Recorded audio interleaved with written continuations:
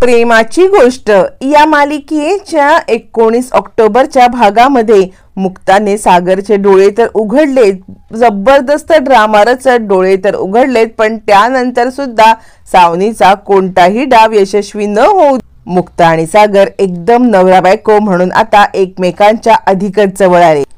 19 ऑक्टोबरच्या भागामध्ये इकडे आता मुक्ता सांगत असते, धनी ऐका, अहो लोणचं खा ना, लोणचं आणलं मी तुमच्यासाठी, असं म्हणत मुक्ता आता सागरला लोणचं आणण्यासाठी जाते आणि तिचा तोल जातो आणि ती सागरच्या मांडीतच पडते।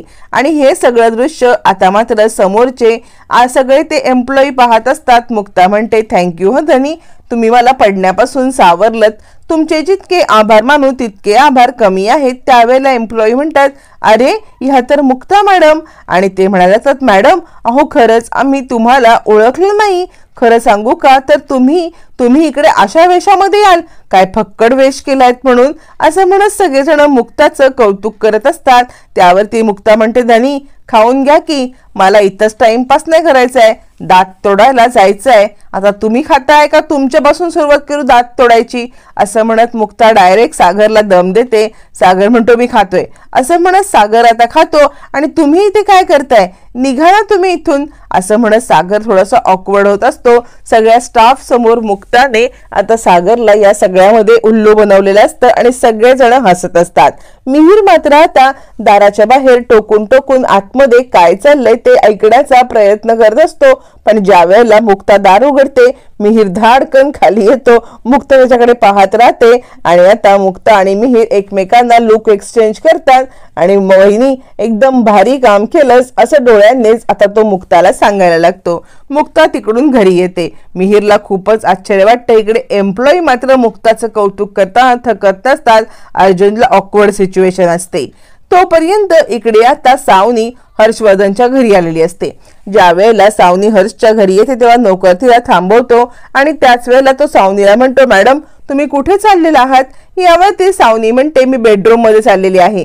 हे म्हटल्यावरती आता नोकर थोडासा गडबडतो, म्हणजे आता हर्षवर्धन साहेब नसताना आणि इकडे मिहिका मॅडम असताना सुद्धा ही डायरेक्ट कशी काय बेडरूम मध्ये गेली, त्या आता स्टाफला काहीच कळत नाही। तो घाबरा होतो आणि मिहिकाला सगळं सांगायला येतो। मिहिकाला सांगतो की सावनी मॅडम आलेल्या आहेत आणि त्या त्यांच्या म्हणजे तुमच्या बेडरूम कडे त्या गेलेल्या आहेत।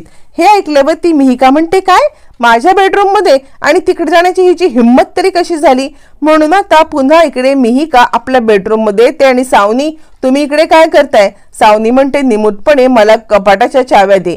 यावरती आता इकडे मिहिका म्हणते, बघा मुळातच या कपाटाच्या चाव्या माझ्याकडे नसतात, त्या कपाटाच्या चाव्या असतात हर्षवर्धनकडे आणि त्यामुळे मी तर तुम्हाला देणार पण नाहीये, पण तुमची हिम्मत कशी झाली हो इकडे येण्याची, मला तर तुमच्या हिमतीची दाद द्यावीशी वाटते। इतकं सगळं होऊन सुद्धा तुम्ही इकडे माझ्या कपाटात उघड्यापर्यंत तुमची मजल गेली।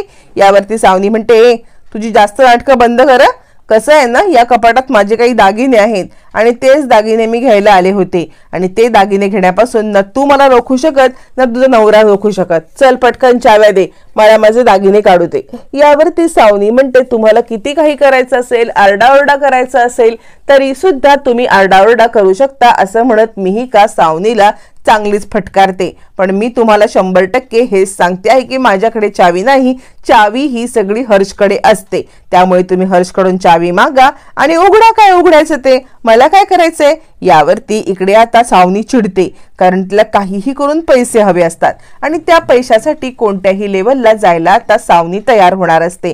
त्यामुळे सावनी म्हणते, हे बघे तू आणि तुझी बहीण तुम्ही दोघींनी मिळून माझं लाईफ अख्खं बर्बाद करून टाकले, जर तू आणि तुझी बहीण या दोघींनाही नाही मी रस्त्यावरती आणलं ना तर या सगळ्यामध्ये नाव सुद्धा सांगणार नाही सावनी, ही गोष्ट लक्षात ठेव।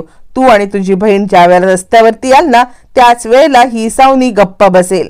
तिने सागरला व त्याची जाळ्यात ओढले, तू हर्षला आणि मला जो अडकवण्याचा तुमचा दोघींचा पण प्लॅन आहे ना तो प्लॅन मी कधीही यशस्वी होऊ देणार नाही, असं म्हणत सावनी आता इकडे आता मिहिकालाच धमकी देते आणि माझे दागिने मला पाहिजेत, मला चावी दे, असा आरडाओरडा गोंधळ घालायला लागते। मिहिका म्हणते, तुम्ही कितीही आरडाओरडा, कितीही गोंधळ, कितीही तमाशा अक्कांटंडव केलात ना तरी माझं उत्तर तुम्हाला एकच असणार आहे, चावी माझ्याकडे नाहीये, ती हर्षकडेच आहे। आता सावनीकडे कितीही आरडाओरडा करून काय उपयोगच नसतो, कारण चावी मिळणार नाही, दागिने मिळणार नाहीत, दागिने विकून पैसे येणार नाहीत आणि किटी पार्ट्या करायला तोंडाने कुठच्या जाणार रिकाम्या हाताने. म्हणून सावनीची ही सगळी धडपड चालू असते. चिडून सावनी तिकडून निघून जाते. आता हा सावनीचा चॅप्टर, तर तिकडे मुक्ताने खूप मोठा अध्याय निर्माण केलेला असतो. मुक्ता आता पुन्हा एकदा 101 मध्येच, म्हणजेच आता कोळ्यांच्या घरी आलेली असते. कोळ्यांच्या घरी आल्यावरती मुक्ता आता रडत असते. मुक्ता रडत असते आणि सगळेजण तिचं सांत्वन करत असतात. त्यावेळेला माधवी म्हणते, बघितलं ना 102 वाले, तुमच्या मुलाचे प्रताप बघितलेत ना. तोपर्यंत सागर तिकडे आलेला असतो. त्यावरती इकडे आता इंदिरा म्हणते, हो 102 वाली, खरंच माझ्या मुलांनी जे काय केलंय, माझं नाक असं कापून ठेवलंय ना, काय सांगू तुम्हाला. मला तर या सगळ्यामध्ये लाज वाटायला लागले की तो माझा मुलगा आहे. खरं सांगू तर कुठच्या तोंडाने मी तुमची माफी मागू. आज माझ्या मुलाने माझी मान पुरती खाली घातली. यावरती सागर म्हणतो, काय चाललंय तुमचं. आणि तो आता माधवीकडे पाहतो आणि आई तुम्ही आलात असं म्हणत तिला नमस्कार करतो. माधवी म्हणते, काय करायचं, यायला तर पाहिजेच होतं ना. आता इकडे कळतच नाही की सागरला झाले तरी काय, मुक्ता का रडतायत आणि हे सगळं काय झालंय. त्यावरती मुक्ता रडायला लागते. त्यावरती सागर म्हणतो, काय चाललंय हे सगळं, या तमाशा काय चाललाय. यावरती मग मात्र मुक्ता म्हणते, वा वा वा, तुम्ही बाहेर इतके मोठे तमाशे करायचं आणि मी इथे रडायचं पण नाही. मुक्ताला आता सागर म्हणतो, पण झालंय तरी काय. त्यावरती सागरला सिच्युएशन काही कळतच नसते. त्यावरती इंदिरा म्हणते, सागऱ्या तुझ्याकडून मला ही अपेक्षा नव्हती बरं, तू असं काही करशील असं मला वाटलं नव्हतं. सागर म्हणतो, पण मम्मी मी काय केलंय, बोला की. मिहीर, अरे काय झालंय. यावरती मिहीर म्हणतो, करून झाल्यावरती आता विचारून उपयोग काय. मग सागर मिहीरवरती चिडतो आणि काय चाललंय काय तुझं, मला सांगाल का नक्की काय चाललंय, कसला हा तमाशा चाललाय. आणि मिहीर तू पण काय रे त्यांच्यात बोलतोयस. यावरती आता मात्र मिहीरकडे ज्या वेळेला सागर येतो तेव्हा मागून माधवी येते आणि सागरराव थांबा, याविषयी बोलतायत सगळे असं म्हणत ती मोबाईल दाखवते.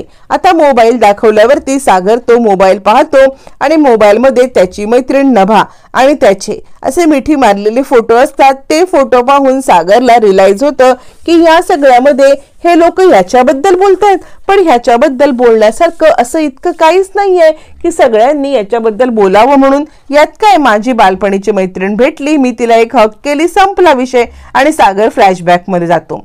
ज्या वेळेला सागर चिडचिड चिडचिड करत आता आपल्या घरी यायला लागत असतो, त्याच वेळेला त्याला मागून आवाज येतो, सागर सागर असा आवाज आल्यावरती सागर ज्या वेळेला मागे वळून पाहतो, त्याची बालमैत्रीण नभा ही त्याला दिसते आणि लगेचच सागरला ती येऊन मिठी मारते. सागर पण तिला मिठी मारतो. किती दिवसानंतर तू मला दिसली आहेस असं म्हणत सागर तिला मिठीत घेतो आणि ती सुद्धा बिनधास्तपणे सागरच्या मिठीत एका मैत्रीच्या नात्याने आलेली असते. सागर म्हणतो, कुठे आहेस सध्या तू, इकडे राहायला आलेस का, तुझ्या मिस्टरांचे ट्रान्सफर झाले का, इकडे आलेस का, काय काय बोल तरी. यावरती ती सांगते, अरे नाही रे, खरं सांगायचं तर मी तुला भेटायला आले, किती दिवसांनी आपण भेटलोय नाही का. आणि तू पहिले कसं असं ते चपकू तेल, ते कपडे आणि एकदम कसा दिसायचास. यावरती सागर म्हणतो, काय बोलतेस.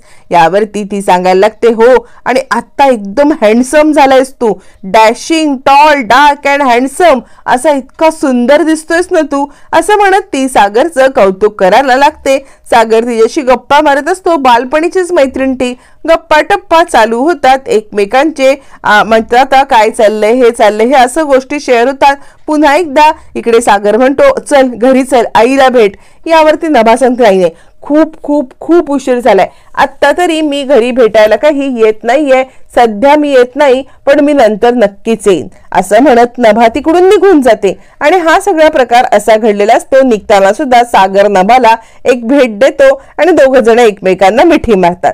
आता हा सगळा प्रकार फ्रेंडली चालू असतो आणि तो सुद्धा इकडे कॉरिडॉर मध्ये, म्हणजे आता त्यांची जी बिल्डिंग असते त्याच्या कॉरिडॉर मध्ये हे चालू असतं.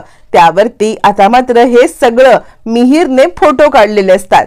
मिहीरने मुद्दामच फोटो काढत मुक्ताला न्याय मिळवून देण्यासाठी आणि सागरचे डोळे उघडण्यासाठी हा सगळा प्रकार केलेला असतो. हे फ्लॅशबॅक मध्ये आपल्याला दाखवलं जातं. आणि इकडे आता पुन्हा प्रेझेंट मध्ये आल्यावरती सागर म्हणतो, ही माझी मैत्रीण नभा.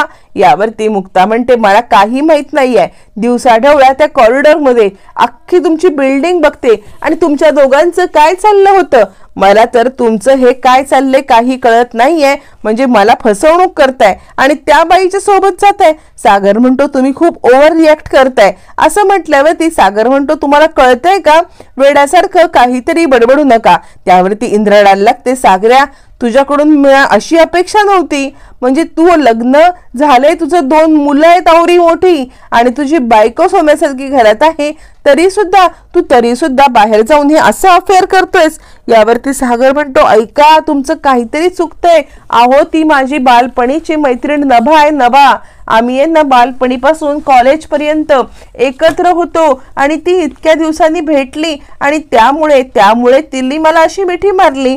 यावरती माधवी म्हणते नाही सागरराव, पण खरं सांगू का तर माझा तुमच्यावरती पूर्णपणे विश्वास होता, पण आज तो विश्वास बाबा गमावलात तुम्ही. असं नाटक हे सगळं चालू असताना इकडे आता सागर स्वातीकडे येतो. स्वाती अगं तुला माहितीये ना, नभा माझ्या इकॉनॉमिक्सच्या क्लासला माझ्या सोबत होती. अगं ती माझी मैत्रीण आहे, तू तरी बोल ना. यावरती आता इकडे स्वाती म्हणायला लागते हे बघ दादूस, मला या सगळ्यात पाडू नकोस. मला नाही माहिती हा ती कोण नभा आणि काय नभा. तू आता उगाच काहीतरी तुझ्या अंगाशी आले ना म्हणून तू माझ्या अंगावर ढकलू नकोस बरं का. असं म्हणत चिडलेली स्वाती आता ऍक्टिंग करत असते. एकूण एक घरातली व्यक्ती ऍक्टिंग करत असते आणि हे सागरला मात्र काही माहित नसतं. मुक्ता रडायला लागते आणि म्हणते बघितलंत ना, या सगळ्यामध्ये माझ्यावरती फेकलेले कपडे मला आणि प्रेमाची मिठी तिला, माझ्याकडे जळजळीत कटाक्ष मला आणि प्रेमाचं हसून कटाक्ष तिला. दरवेळेला हे असंच करतात. माझ्यासोबत लग्न केलंय पण तरी सुद्धा माझ्यासोबत लग्न करून सुद्धा सागर असे हे मुलींना गळ्याभेटी करतात. योग्य आहे का हे सगळं. यावरती सागर म्हणतो तुम्हाला सगळ्यांना झालंय काय, ती माझी मैत्रीण आहे आणि मी तिला जी मिठी मारली ना ती मैत्रीच्या अधिकाराने मारलेली मिठी आहे. तुमचं सगळ्यांचं काय चाललंय, तुम्ही कोणीच मला समजून का घेत नाहीयेत आणि असे ओव्हर रिएक्ट का करताय. सागरला कळतच नसतं की सगळेजण आपल्यासोबत इतके ओव्हर रिएक्ट का करतायत, पण ऍक्च्युली सागरने मुक्तावरती ज्या कारणासाठी संशय घेतलेला असतो तोच संशय आता या सगळ्याला कारणीभूत असतो. आणि आता सागर मेन मुद्द्यावरती येत म्हणतो असं काय करताय. अहो ही एक मैत्रीची मिठी आहे. मित्र ज्या वेळेला खूप वर्षांनी भेटतात किंवा मित्राला एखाद्या इमोशनल सपोर्टची गरज असते त्यावेळेला दुसऱ्या मित्राला मारलेली एक प्रामाणिक मिठी आहे. याच्यामध्ये तुम्ही दुसरा कोणता अर्थ काढण्याची काहीच गरज नाहीये. असं म्हणत सागरने आपला पॉइंट स्वतः सिद्ध केलेला असतो. मुक्ता सागरकडे पाहत बसते आणि बरोबर आहे ना, म्हणजे मित्राने मित्राला मिठी मारावी तशीच ही मिठी होती ना, याच्यामध्ये वेगळं काही नसतं ना. असं म्हटल्यावर ती सागरचे डोळे खाडकन उघडतात आणि आपण मुक्ताला काही दिवसापूर्वी काय बोलून गेलो होतो. आपण त्या दोघांना ज्या वेळेला इकडे आता मिठीत पाहिलं तेव्हा आपला किती मोठा थरथराट झाला होता हे सगळ्या गोष्टी सागरला आठवतात आणि त्याला पटकन रिअलाइज होतं की हे सगळं नाटक मुक्ताने का, कशासाठी आणि कधी केलेलं आहे किंवा का केलेलं आहे. हे सगळं कळल्यावरती आता मात्र सागरचा चेहरा पटकन पडतो आणि तो मान खाली घालतो. त्याला आपली चूक समजलेली असते की या सगळ्यामध्ये आपण जे काही वागलोय त्याला माफी नाही, मुक्ताला आपण दुखवलंय. सगळ्यांच्या चेहऱ्यावरती एक आता हसू येतं की सागरचे डोळे स्वतःहूनच उघडलेले असतात. आता हे झाल्यावरती मग मात्र सागर मान खाली घालतो आणि एका बाजूला जाऊन उभा राहतो आणि त्याला आठवतं की आत्तापर्यंत आपण किती चुकीचं वागलो. सोन्यासारख्या सोज्वळ असलेल्या किंवा सोन्यासारख्या आपल्या बायकोवरती इतका संशय घेतला, दारू पेलो, तिला इतकं काही बोललो, बरं तिलाच नाही त्या आशूचा पण तिच्यासमोर अपमान केला आणि आशू समोर सुद्धा माझ्या बायकोवरती विश्वास नाही हे आपण सांगितलं. सिरियसली म्हणजे दारूच्या नशेमध्ये एरवी नॉर्मल सुद्धा आपण इकडे आता मुक्तासोबत असं वागू शकतो. आणि हे सगळं सागरला खूप वाईट वाटतं. मान खाली घालून आता सागर एका बाजूला येऊन उभा राहतो. सागर ज्या वेळेला बाजूला येऊन उभा राहतो माधवी इकडे मुक्ताला इशारा करते की पास, फार काही ताणायची गरज नाहीये. असं म्हणत आता माधवी मुक्ताला इशारा करते. मग मुक्ता आता सागरच्या दिशेने यायला लागते. मुक्ता ज्या वेळेला सागरच्या दिशेने येते सागर मान खालून खाली असतो आणि मुक्ता म्हणते मुळातच मला तुमच्यावरती संशय कधीच नव्हता. मी जरी हे सगळं आधी पाहिलं असं ना तरी पण या गोष्टीवरती मी कधीही संशय घेतला नसता. ही फक्त एक मैत्रीची मिठी होती आणि आत्ता सुद्धा आम्ही जे काही केलं ना ते फक्त आणि फक्त नाटक होतं. त्यामध्ये तुमच्यावरती अविश्वास दाखवणं असा कोणताही हेतू आमचा नव्हता. असं म्हणत इकडे आता मुक्ताने एका झटक्यात सागरचे डोळे तर उघडलेले असतात आणि सागर या सगळ्यामध्ये स्वतःला खूप गिल्टी करत असतो आणि मान खाली घालून सागरला म्हणजे काहीही न बोलता हे सगळं सहन करणं आता अगदी अपरिहार्य असतं। त्यामुळे मुक्ता सागरकडे बघते आणि त्यानंतर ती तिकडून निघून जाते आणि मला फक्त गैरसमज दूर करायचा होता असं म्हणत ती डायरेक्ट क्लिनिकला निघून जाते। आता इकडे सागरला खूप वाईट वाटतं, कुठच्या तोंडाने मुक्ताची माफी मागायला जाऊ असा विचार करत असताना तिकडे आता इंद्रा येते आणि काय रे सागऱ्या, अरे त्या पोरीवरती संशय घेतोस? तुझ्या समोर तिचं जरी नाव कळलं ना सागर म्हणून तरी तिचे लाजून गाल लाल होतात आणि इतकं ती प्रेम तुझ्यावरती करते आणि अशा या पोरीवरती तू संशय घेतोस? अरे वेडा झालास का तू? असं म्हणत इकडे आता इंद्रा सागरला चांगलंच खडसावते। सागर वेडा तर झालेला असतो, पण आता या सगळ्यामध्ये काय सोल्युशन काढायचं हे मात्र सागरला काही कळत नसतं की मुक्ताला कसं मनवायचं, तिची कशी माफी मागायची आणि या सगळ्यामध्ये सिच्युएशन कशी पुढे न्यायची। त्यावरती मग मात्र माधवी म्हणते कसं आहे ना, प्रत्येकाचं प्रेम वेगळं असतं, प्रत्येकाच्या प्रेमाला एक वेगळा गंध असतो, प्रत्येकाच्या प्रेमाला एक वेगळं नातं असतं आणि त्यामुळे कुणीही कुणाचं प्रेम हे अशा पद्धतीने जज पण करू नये आणि कुणी कुणाचं प्रेम हे अशा पद्धतीने आपण ट्रीट पण करू नये। त्यामुळे तुम्ही एक गोष्ट लक्षात घ्या, मुक्ताचं तुमच्यावरती नितांत प्रेम आहे। म्हणजे खरं सांगू का तर सागरराव, मला तुमच्यावरती खूप अभिमान होता, म्हणजे खूप अभिमान तर होताच, नुसता होता नाही म्हणते मी, आत्ता सुद्धा मला तुमच्यावरती खूप अभिमान आहे। तुम्ही मुक्ताला समजून घेता, मुक्ताला नेहमी हे करून घेता, पण तुमचा पण जो काही भूतकाळ आहे ना तो सुद्धा भूतकाळ मला माहिती आहे, पण म्हणून तुम्ही मुक्तावरती असा संशय घेऊ नका।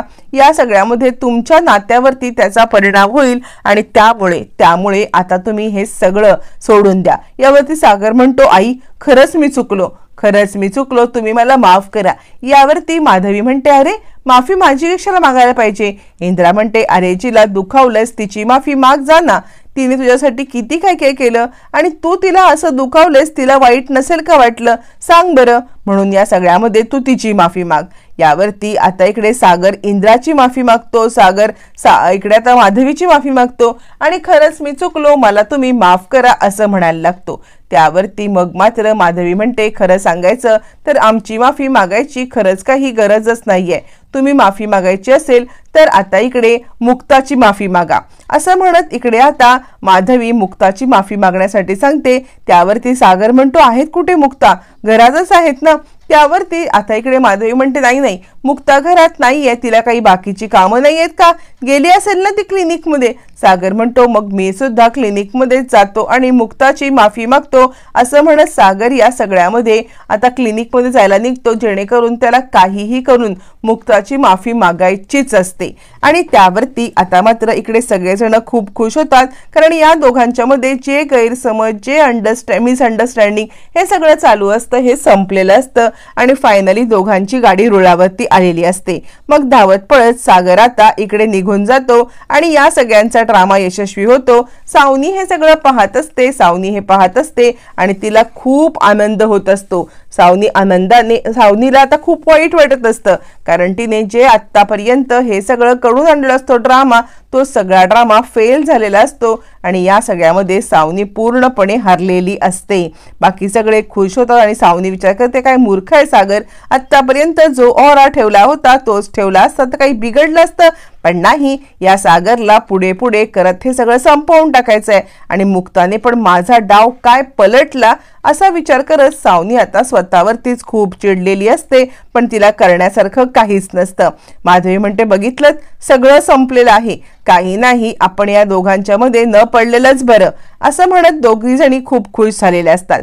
तोपर्यंत इकडे आता मुक्ता क्लिनिकला आलेली असते। ज्या वेळेला मुक्ता क्लिनिकला येते त्यावेळेला तिकडे आता आशू असतो आणि आशू म्हणतो सिरियसली, म्हणजे तुझा नवरा तुला इतका त्रास देतोय, इतका हे सगळं करतोय, तुझ्यामध्ये गट्स आहेत, एवढं सगळं होऊन सुद्धा त्याच्यासाठी, त्याच्या फॅमिलीसाठी तू जे काही करतेस ना ते मात्र एकदम हे आहे, तुझं जितकं कौतुक करावं तितकं कौतुक कमी आहे। यावरती मुक्ता म्हणते गप्प बस रे आशू। आशू म्हणतो नाही तुझ्या नवऱ्याला तुझी कदर नाही, हीच गोष्ट खरी आहे, म्हणजे बघ ना इतकं सगळं तू त्याच्यासाठी करतेस, त्याच्या मुलांसाठी, त्याच्या फॅमिलीसाठी आउट ऑफ द वे जाऊन करतेस आणि तो काय करतो, तो तुझ्यावरती संशय घेतो.